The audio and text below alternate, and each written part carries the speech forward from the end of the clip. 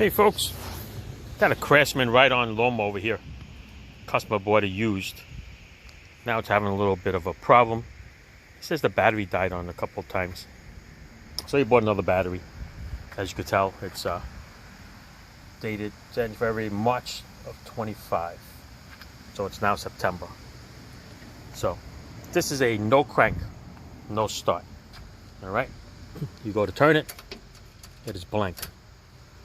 Everything is where it's supposed to be. It's neutral. The clutch is down.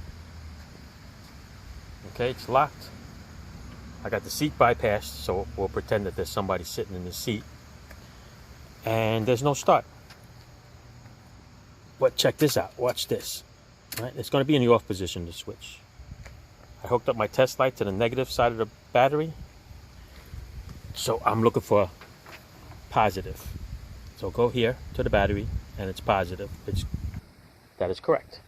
So that hot wire should go all the way to a starter relay. There's a starter relay in here, right, bolted to the back here. All right, so I'm going to point it right there at the little piece there, and this here should be lit up. All right, so you just hold it away. It won't get too blurred out for you guys. Damn, these cell phones, I'll tell you. All right, well, anyway, it's that one right there, and it's lit. So from the battery to the starter relay is positive, which is great. And the starter relay, the way it works over here, is like an old Ford system. It's going to need a ground at the black one, and it's going to have the ignition on the white one when you turn the key.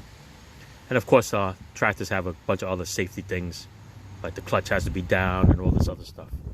But anyway, so it's positive on this side for the battery, and you should get nothing on this side. Absolutely nothing here until it's time to crank the engine. And then it'll turn on the starter. All right? So I'm on negative over there, so there is nothing here. So now watch this. I'm going to switch it over, my test light, to the positive side. Once it's on the positive side, then I'm looking for ground. Looking for a ground everywhere. Watch this. The motor is going to be grounded. Okay, that's normal. All right, top and bottom. But check out this hot wire. That shouldn't be grounded. So something's weird here. Unless this starter motor is shot and it's grounded, there should be nothing here. Should be nothing here on the other side of this starter relay. Okay? It's weird. And look at the black wire. So you can move it over here. That black wire off the relay, that's lit too. And look at the white line. The white wire is lit too. So yeah, something's not right here. Definitely not right.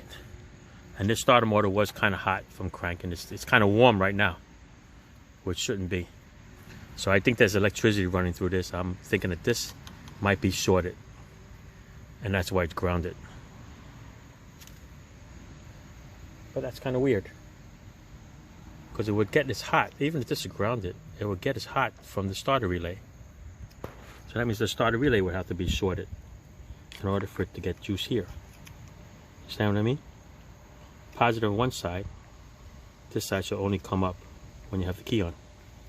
All right, time to continue. Let's go find a wiring harness diagram somewhere. All right, folks, this is my final decision on this lawn mower. I say the engine is shot. Most likely connecting rod bearing or something's messed up. All right, so what we did was change the ignition switch, change the starter relay back here, put a new starter in. All right, starter still gets hot when it's cranking. All right, but watch this.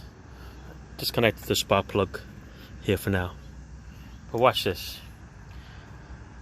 I had bypassed the seat switch. That doesn't work. I bypassed the clutch switch. That doesn't work. There's another switch over here, I think, for the blade. Bypass that. Still doesn't start. But watch the symptoms.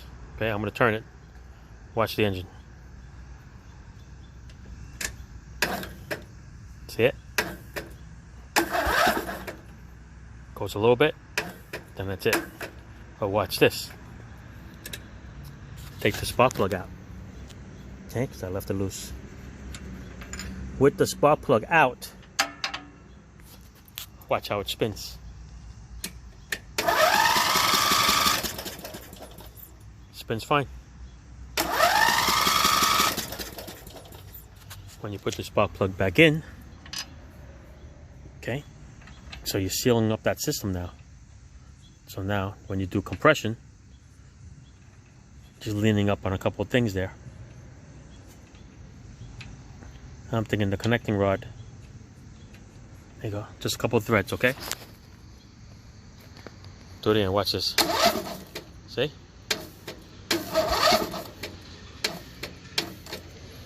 Does not start. Second thought, the engine's frozen. Take the plug out. Crank it again. Watch this.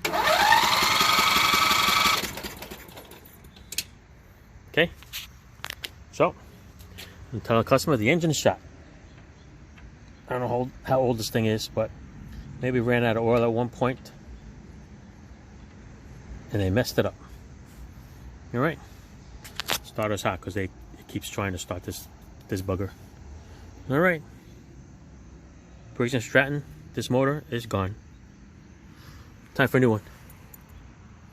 Thanks for watching. Ciao. Okay, FYI, there's something called a compression lever, or something to do with the valve with the camshaft.